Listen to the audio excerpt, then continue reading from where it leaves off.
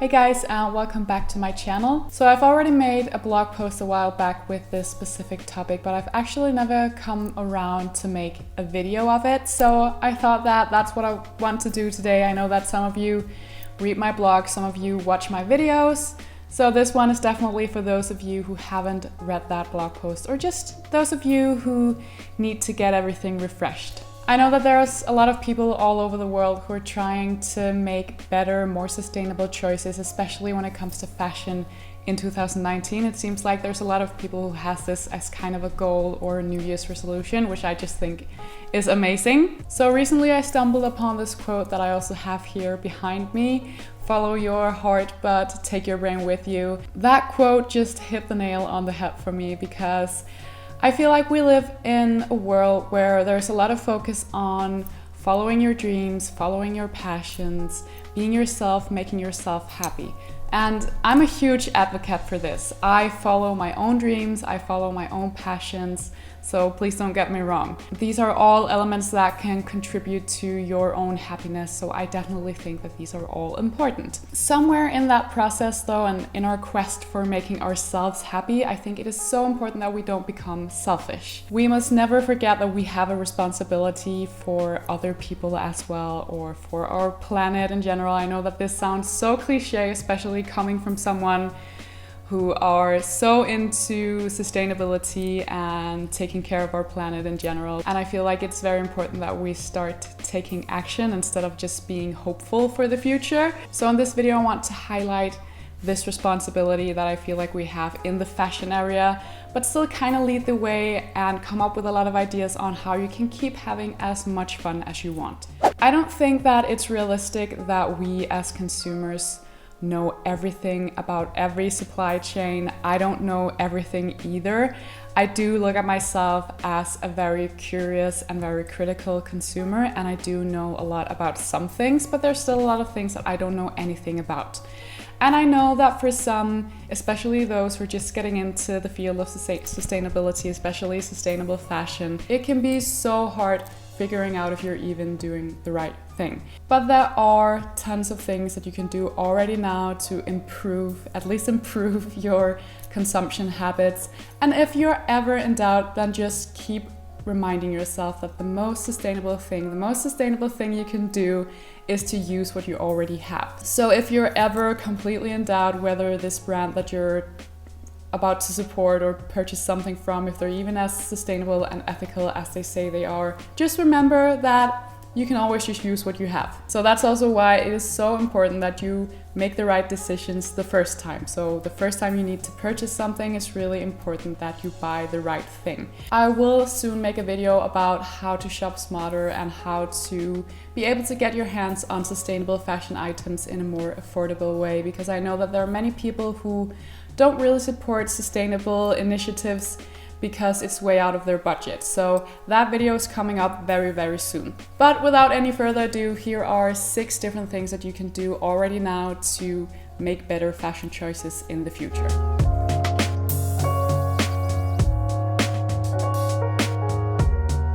So to me, the term sustainable fashion means more than one thing. So as I just mentioned before, using what you already have is one of the most sustainable things that you can actually do as a consumer. But it's also about supporting sustainable and ethical practices and initiatives. It's about working more consciously around your own style and your wardrobe. It's about shopping more things secondhand. And it's also about being willing to pay just a bit more for things in general, so that you'll get something in a better quality and so that it lasts longer. And then, of course, it's also about taking good care of your belongings. So I do have some different videos, some different blog posts on all of this that I will link down below, especially the one with your laundry routine and how to handle your clothes with care is something that you might want to have a look at. So if you want to make sure that a brand that you want to support or purchase something from is as sustainable as they say they are and as ethical as they say they are, then you definitely need to do your homework. So one thing a brand will definitely do if they are as sustainable as they claim, they will probably plaster their about section or any other section on their their website with certifications or words about what they do to take responsibility and to make more sustainable choices, and they will probably also be more transparent about their production. So if you get a feeling that this brand doesn't seem to have anything to hide, then that's definitely a lot better. There's also an app called Good On You that I recently started using as well, just to double check on brands that I like and in general brands that I want to purchase something from. And just to put this out there, this video is not sponsored by Good On You. It's an app that I just use on my own terms. But the cool thing about this app is that it can kind of check up on brands for you. So if you search for Everlane, for example, I was actually kind of shocked to see that Everlane is not quite as good as I actually believed that they were. And I know that Everlane definitely has a lot of room for improvement, especially if we look at materials. They don't really use organic cotton or recycled polyester. They only recently launched a line with recycled plastic. But I think that there's definitely a lot they can improve on instead of adding on to their collections, if you know what I mean. That being said, I still love Everlane for their basic pieces, and the items I have in my wardrobe from Everlane last really well, they fit really well, and they're easy to maintain. So in terms of longevity, I really love Everlane. It's really hard to find a brand that is completely perfect like that. So you need to kind of ask yourself what you want from a certain brand. So dive into the brand that you're about to purchase something from and ask yourself if, you know, all of the practices that they have, if they kind of fit with your own values.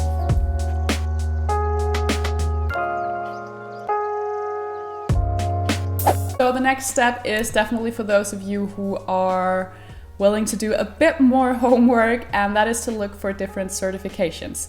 We have a couple of certifications in Denmark that most people know about, and I'm sure that you have other certifications in your country that are similar to the ones that we have. The cool thing about certifications is that it's kind of a quality mark and a way for you as a consumer to be sure that this product is as good and natural and clean as it claims to be. I'm not sure if you guys are aware of the term greenwashing.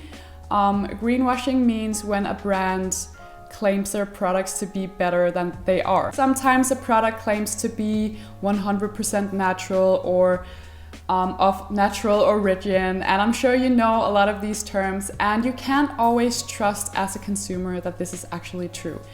And sadly, there are not many regulations against this. It's actually not illegal for a brand to write this thing on their products, which is a shame because it just makes it even harder for you as a consumer to figure everything out. But that's why the certifications is a great tool for you to make sure that a brand is as good as they say they are. Oh, I need some water. So there's actually something called Eco-Label Index, and this is something I learned through JUSTINE LECONTE'S YouTube channel. And it's an online library for certifications where all of the certifications that exists in the world can be found. Again, I think this is something that most consumers will never dive into because it's too heavy. I have to admit, I don't really browse through that library a lot myself. I trust the certifications that we have in Denmark, and if I'm ever in doubt, then I know that that webpage exists. So if I stumble upon a certification that sounds a bit weird or doesn't sound reliable, I can always check the Eco-Label Index.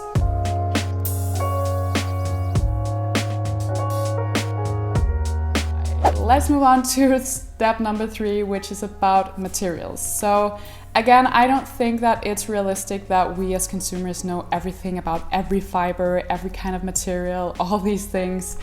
I think it can be quite of a mouthful. So I think that it's important that we do trust those brands that are certified or that use organic cotton, for example, or have a high level of transparency, at least until the opposite is proven. So just to get back to Everlane, for example, they have a high level of transparency and they do make very great lasting basics. So although there's room for improvement, I as a consumer choose to trust them until the complete opposite is proven. There are definitely brands in the world who are doing a lot worse than they are. So a simple thing you can do even within the high street brands is to choose materials that are either recycled or organic, anything in that whole area. And I know that, for example, And Other Stories have a huge range of organic cotton items. So if you just search for organic cotton on their website, all of the items made in organic cotton will appear. And for me, this is still better. I know that And Other Stories is not an ethical brand, but it's still better than choosing the very chemical-filled, very wasteful, conventional kind of cotton. So when it comes to fashion items in leather, I like to go for something that is either recycled or I simply buy secondhand leather products. The main reason why I do this is both because it's a lot more affordable to do it this way, but it's also better for the environment. Plus, it makes more sense to me because I eat a lot less meat now than I did just 2 years ago. So in that way, it makes sense that I've kind of lowered my consumption of animal products like that. So a lot of the vegan leather and also faux fur, things like that you can find in the fashion industry are actually made from materials that are not biodegradable, which is in itself not very good, but it's also often very harmful for the environment to even make. So again, that's another reason why I feel like going for secondhand items, whether that being in real leather or in vegan leather, is a great option for this. I will link 2 videos again by Justine LeConte down below. She has a lot of knowledge about fashion and especially ethical fashion in general. And I will link those down below because she actually made a whole video with the whole vegan thing and whether if it's really as sustainable and ethical as it sometimes claims to be. I feel like this video is going to be very long, but yeah, we'll have to see about that.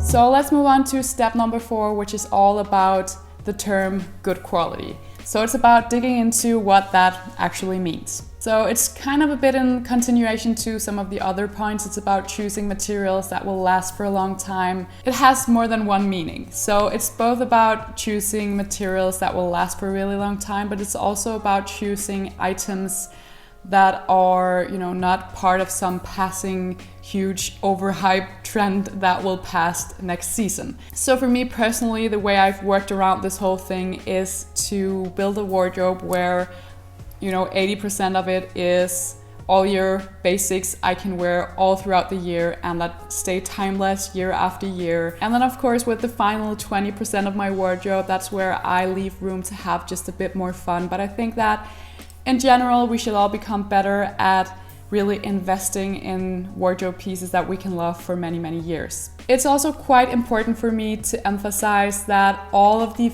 items that you have in your wardrobe will naturally show signs of wear through time. That's kind of the whole deal. We all need to become better at loving our clothing, even when it's in the laundry bin and even if it's creased or dirty. We need to love our items even when they're not fresh from the box, if you know what I mean. So it's not about striving for some unrealistic form of good quality where the items that you buy will never show any signs of wear, because again, they will naturally show signs of wear through time. And like I mentioned in the beginning, I have a video and a blog post with 10 tips on how to take care of your wardrobe, and also a whole video about how to step up your laundry game, not only to make it more sustainable, but also to make sure you take good care of your clothing. So some of my favorite brands when it comes to good quality and also good value for money is, again, Everlane, because their items just last and last, wash after wash, use after use. And then Armed Angels, which is another sustainable fashion brand. Then there's a brand like Organic Basics that I've worked with in the past and that I still work with as an affiliate partner. They make the best organic cotton t-shirts and organic cotton underwear.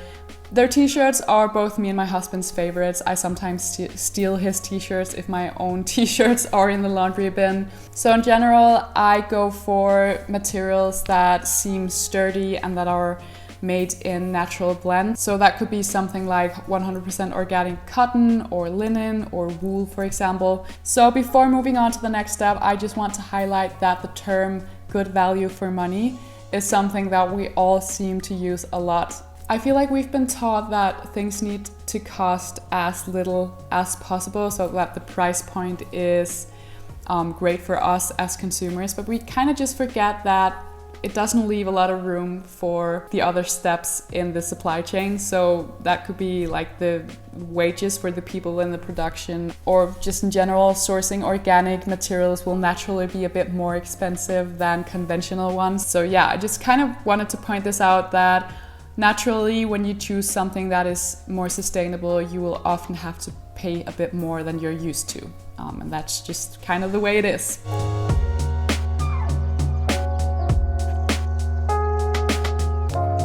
Step number 5 is to build a capsule wardrobe, and I had to mention this one because that is what my channel, my blog, my Instagram is all about. I'm sure that that's why many of you are even following me. That's how you've kind of found your way to my channel. I love capsule wardrobes. Again, the way I've worked around it and the way that I've kind of evolved my capsule wardrobe is by having this huge part of my wardrobe being all year basics, and then only a small part of my wardrobe being seasonals. So that leaves room for me to both feel safe, feel confident, and feel comfortable getting dressed every morning. But I also have just a little room to be a bit more playful and have fun with my wardrobe, to make everything feel fresh from season to season. If you don't know what a capsule wardrobe is, I will link my guides down below. Basically, what a capsule wardrobe means is that you only have items hanging in your wardrobe that you really love wearing, that are good quality, something you can use over and over again. So if you haven't started yet, if you haven't tried it yet, then I definitely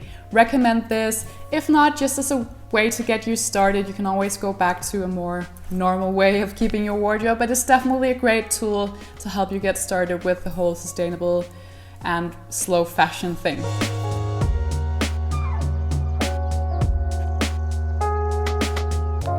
So the final step, I've already mentioned this a couple of times throughout this video, but it is to buy more things secondhand. So those of you who have been following me for a long time probably already know this, that secondhand fashion is a huge passion for me. I actually recently launched my very own secondhand web shop. I launched it back in November and it's called Linger. I still don't have shipping to the US, but it's something that I'm definitely looking into within the next couple of months. But I have shipping to most of Europe. So if you're keen, then definitely check out that secondhand web shop. My secondhand web shop is kind of a curated version of a secondhand shop. So I'm kind of trying to find items that I'd love to wear myself and something that is within my style preference. And I'm kind of hoping that it will make it easier for you guys to make the choice to buy more things secondhand, because I've kind of filtered the things that I think are cool for you. So yeah, so if you're one of those people who like to have frequent replacements in your wardrobe, and if you're like, I could never do a capsule wardrobe, then shopping secondhand is definitely something that you could do, because